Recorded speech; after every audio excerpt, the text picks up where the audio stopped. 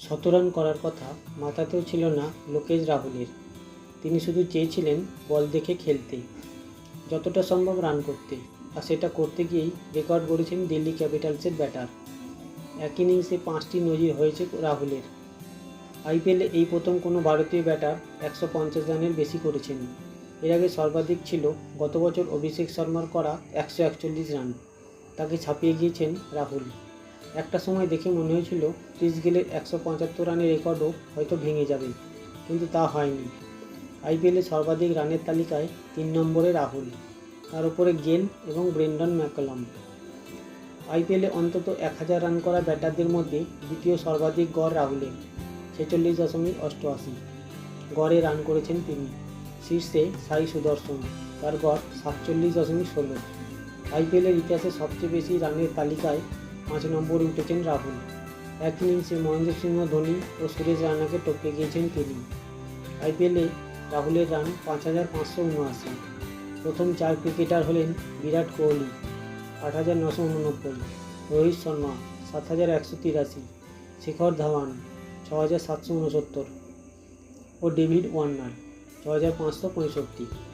ভারতীয় ব্যাটারদের মধ্যে টি-20তে সর্বাধিক রানের ইনিংস খেলেছেন রাহুল। দ্বিতীয় স্থানে রয়েছেন তিলক বর্মা। 2024 সালে মেঘালয়ের বিরুদ্ধে 151 রান করেছিলেন তিনি।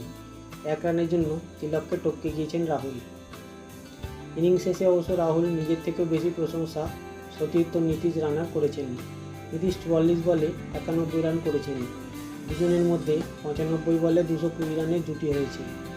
এই জুটি দিল্লিকে 264 রানে নিয়ে গিয়েছে। রাহুল বলেন, নীতিশ দুর্দান্ত খেলেছে, ও পুরো ক্রিকেটীয় শট খেলছিল। নীতিশ থাকায় আমার কাজটা সহজ হয়ে গিয়েছিল, আমার ওপরে চাপ কমে গিয়েছিল, শুরুতে একটু সময় নিতে পেরেছি। রাহুলের মতে আড়াআড়ি শট খেলে রান করা সহজ, কিন্তু তাতে ঝুঁকি থাকে। সেই ঝুঁকি দেখতে পেলে বোলিং দলের অধিনায়ক ততটা চাপে থাকেন না, কারণ তিনি জানেন উইকেট খুব বেশি দূরে নেই, কিন্তু ক্রিকেটীয় শট খেলে রান করলে প্রতিপক্ষ চাপে পড়ে যায়। সেটাই করেছেন তাঁরা। রাহুল বলেন, আমরা বাজে শট খেলিনি, সব ক্রিকেটীয় শট খেলেছি, তারপরেও 200-র বেশি স্ট্রাইক রেটে খেলেছি। এতে ওদের সমস্যা হয়েছে, ওরা চাপে পড়েছে। তবে 100 রানের কথা মাথা ছিল না রাহুলের। তিনি চেয়েছিলেন দলের হয়ে খেলতে। রাহুল বলেন, শুরুতে আমি বল দেখে খেলছিলাম, শেষ দিকে কিছু শট থেকে ঠিক করে রেখেছিলাম। শুরুতে ভেবেছিলাম 70-80 রান করলেই হবে, কিন্তু একবার ছন্দ পাওয়ার পর ঠিক করেছিলাম যতক্ষণ পারবো খেলবো। শেষ বল পর্যন্ত খেলতে পেরেছি, এটাই অনেক।